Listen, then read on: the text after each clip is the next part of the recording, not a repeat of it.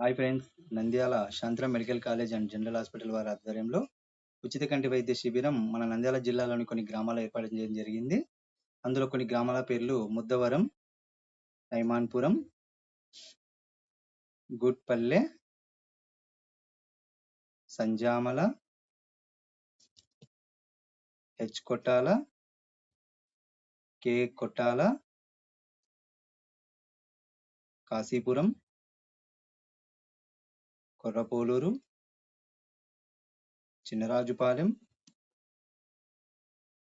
పెద్దరాజుపాలెం, పేతంచెర్ల,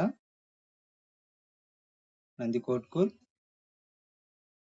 Madhavaram, Thimmapuram, Pasupala, Rollapadu, కొండసుంకేసుల, మిక్కినేనిపల్లె, Devanur